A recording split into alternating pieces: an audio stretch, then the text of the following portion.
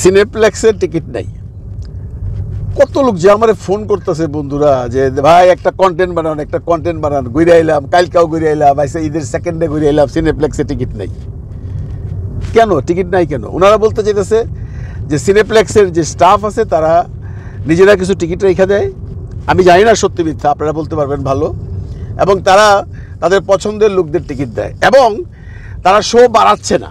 এই যে শো না বাড়ানোর কারণটা কিন্তু এখন পর্যন্ত পরিষ্কার না বন্ধুরা। আপনারা জানেন যে শাকিব খান তার এই ছবি যখন সিনেপ্লেক্সে দিল, মানে আরশাদ আদনান যখন দিল, তখন তাকে শো কম দেওয়া হয়েছিল, বলা হয়েছিল বাড়াবে। এখন যে অবস্থা দেখা যাইতেছে, আমি এমনও হলের খবর রাখি সিনেপ্লেক্সের, যে সিনেমা চালাইতেছে, মানে চারটা পাঁচটা স্ক্রিনে একটা সিনেমার প্রথম একটা শো দিছে বা দুইটা শো দিছে। প্রথম দিনই, ঈদের দিন প্রথম দিনই বন্ধুরা বিশ্বাস করবেন ছবি নামায় দিছে, মানে একটা টিকিটও বিক্রি হয় না। এরকম দুইটা সিনেমা আছে। আমি সিনেমাগুলোর নাম বলে কাউকে ছোটো করতে চাই না, যাকে বলছি সে জানে, সে বুঝতে পারতেছে, এবং কোন সিনেপ্লেক্স সেটাও বলতেছি না। নামায় দিয়া সে সাকিবের একটা শো বাড়াইছে, তো ছবি নামাইলো দুইটা, ওটা চালাই নাই মানে একটা টিকিটও বিক্রি হয় নাই। এখন ওই ডাইরেক্টরে আমি ফোন করলাম, আমি বললাম যে ভাই তুমি নিজের বাড়ির লোকগুলো তো পাঠাইতে পারতা, কাজের লোক হোক, তোমার বউ বাচ্চা হোক, তুমি যাইতে পারতা, 10টা টিকিট কিনতাম নিজেরা, কিনা দেখতা, দেখলেও তো হল মালিকারি সিনেমাটা নামাইতো না, তাই না? করে নাই, নাকে তেল দিয়ে ঘুমাইতেছে, বাস ওই সিনেমার লোক হয় নাই, বাস সিনেমা নামাই দিছে। এরকম দুইটা সিনেমা হয়েছে, মানে দুইটা ছবি ঈদের। নাম জানতে চান না, আপনারা খোঁজ নিয়ে দেখতে পারেন, আমি কি সত্যি বলতেছি না মিথ্যা বলতেছি। তো এরকম অবস্থা যদি অন্য ছবিগুলো হয়, অন্য ছবিগুলো বলতে বাকি ছবিগুলো এমন কোনো হ্রাস নাই বন্ধুরা। আপনারা জানেন, এটা তো ইউটিউবেও দেখা যাচ্ছে, কোনো ছবিরই এমন কোনো হাইপ উঠে নেই, একমাত্র শাকিব খানের রাজকুমার ছাড়া। তাহলে সিনেপ্লেক্সওয়ালারা কেন বাড়াইতেছে না, কেন শো বাড়াইতেছে না? তাদের তো কোনো লস নাই, মানুষ ফেরত যেতেছে। কেন ফেরত যাবো রে ভাই?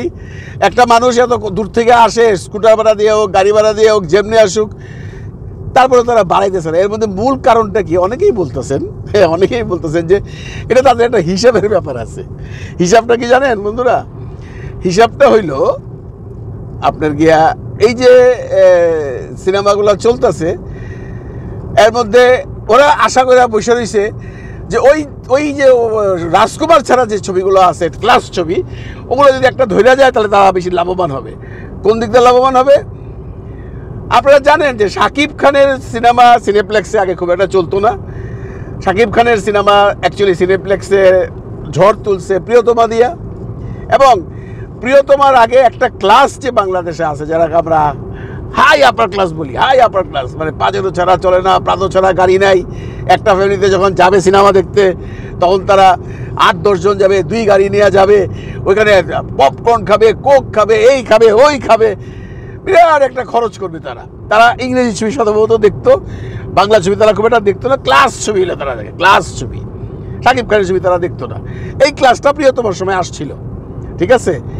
এখন এই ক্লাসটাকে তারা টার্গেট করতেছে সিনেপ্লেক্সের মালিকরা, যে এই ক্লাসটা যদি আসে তাহলে তাদের দুইটা বেনিফিট, টিকিট তো সেল হইলই, আর তাদের এই যে ভিতরে যে ছোট ছোট রেস্টুরেন্টগুলো আছে, বা পপকর্ন শপ আছে, বা কোকের বিক্রি করে যে শপ আছে, এটা কিন্তু তাদের, এটা ইনকাম কিন্তু তাদের ওইটার সেল বাইরে যাব।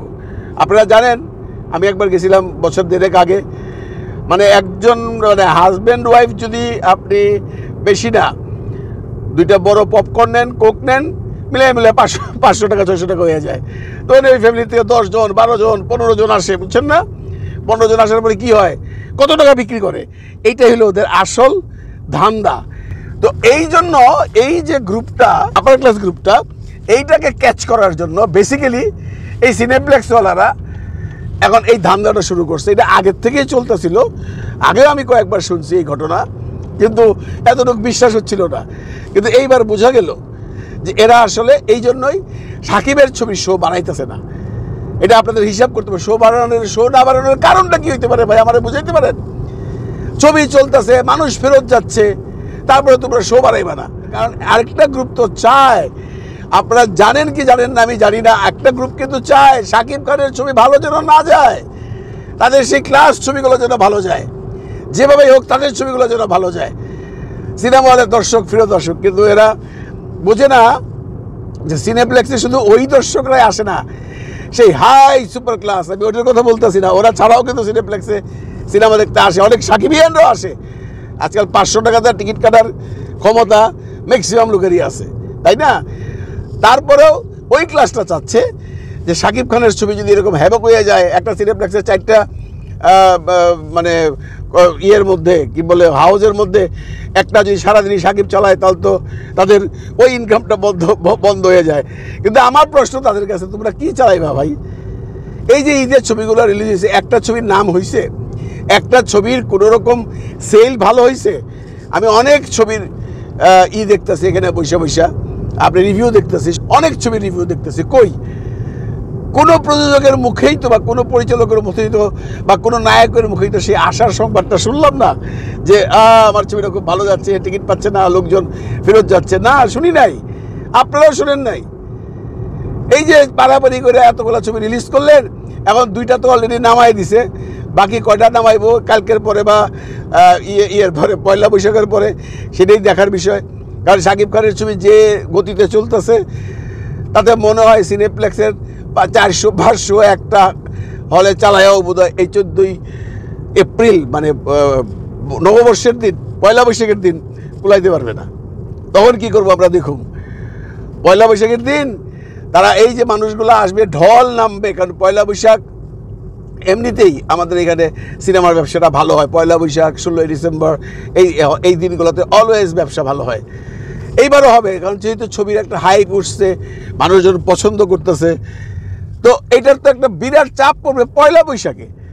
তো পয়লা বৈশাখে ওনারা কি করবেন? পয়লা বৈশাখে ওনারা ওই ছবিগুলাই চালাবেন যে ছবিগুলা খুব একটা ভালো সেল নেই। আমি কোনো ছবির নাম নিচ্ছি না বন্ধুরা, কিন্তু আমার মনে হয় ওরা তাই করবে। ওরা পয়লা বৈশাখেও ওই ছবিগুলোই চালাবে, কারণ তাদের টার্গেট সেই ছবিগুলো চালানো, এবং আরেকটা বড় টার্গেট হলো তাদের যে রেস্টুরেন্ট বা ক্যাফেটেরিয়া বা যাই আছে, এগুলা যেন ভালো চলে। এই টার্গেটেই তারা, মানে তারা 2 দিক দিয়ে ব্যবসা করবে, বুঝছেন না? 2 দিক দিয়ে ব্যবসা করবে। এদিক দিয়ে সিনেমার টিকিট বেচে ব্যবসা করবে, একটা টিকিট বেচবে 500 টাকা, প্রডিউসারে দিব আপনার 70 টাকা, তো টাকাই টাকা ওদের। এই সিনেপ্লেক্সগুলো যখন ছিল না এই দেশে, তখন কি সিনেমার ব্যবসা হয় নাই? হয়েছে। হ্যাঁ, এখন যুগ চেঞ্জ হয়ে গেছে, সিনেপ্লেক্স দরকার, মানুষ আরাম করে সিনেমা দেখতে চায়, money is not the factor, ঠিক আছে। কিন্তু ওরা যে পলিটিক্সগুলো করতেছে এখন, এই সিনেমা স্ক্রিনিং নিয়ে, প্রদর্শন নিয়ে, এগুলো কোনো অবস্থাতেই মানা যায় না। আমি এটা মানতে পারি না, কারণ ওনাদের এইগুলো করে, এই সমস্ত নোংরা পলিটিক্স করে একটা ছবিকে তো ওরা নামায় রাখতে পারবে না। পাবলিক যদি পছন্দ করে, পাবলিক যদি সাকিবের ছবি পছন্দ করে, সিনেপ্লেক্স কী করে নামায় রাখবে বলেন? আপনারা জানেন সিঙ্গেল স্ক্রিনের অবস্থা, আপনারা রিভিউ দেখতেছেন, সব জায়গায় আল্লাহর রহমতে ভালো। তবে কিছু কিছু ব্যাড রিমার্কসও আসছে, কারণ কিছু কিছু রিভিউয়ার আছেন যারা অলরেডি সাকিব বিরোধী এবং সাকিব হেটার্স, তারা তো ব্যাড রিপোর্ট করবেনই। এটা নিয়ে তো আর কোনো আলোচনা করার প্রয়োজন নাই। ছবি কেমন চলতেছে, ছবি কেমন চলবে, এটা এই রিপোর্টে কিছু হবে না, আর এই রিভিউয়ে কিছু হবে না। আমি একটা জিনিস বিশ্বাস করি, সিনেমা কেমন চলবে, সিনেমা কীরকম ব্যবসা করবে, টোটালি ডিপেন্ড করবে দর্শকের কাছে, দর্শকের হাতে। দর্শক যদি পছন্দ করে তাহলে ছবি চলবে, ওই রিভিউ দিয়েও চলবে না, আর ওভার পাবলিসিটি করেও চলবে না। আর কেউ যদি কাইন্দা কাইটাও কয় যে ভাই আমার সিনেমাটা দেন, যেন আগে অনেকেই কাঁদছে, এইবারও অনেকেই কাঁদতেছে, হবে না। সিনেমা চলবে সিনেমার জোরে বন্ধুরা। দর্শক টাকা দিয়ে সিনেমা দেখে, প্রথম সে পছন্দ করে তার পছন্দের শিল্পীর সিনেমা দেখবে, তারপরে সে ডিসিশন নেয় ডিরেক্টরটা কেমন, তারপরে ডিসিশন নেয় এই ঘরে কেমন ছবি হয়েছে, আগে অনেক কিছু বিবেচনা কইরা তারপরে যখন হলে যায়, হলে যায় সিনেমা দেখে, ভালো লাগলে ভালো বলে, খারাপ লাগলে খারাপ বলে। আর একটা কথা মনে রাখবেন যে ছবি কেউ জোর করে হিট করতে পারে না, ছবি হিট হয় ছবির জোরে। ভালো থাকবেন সবাই, ভালো রাখবেন সবাইকে। খোদা হাফেজ।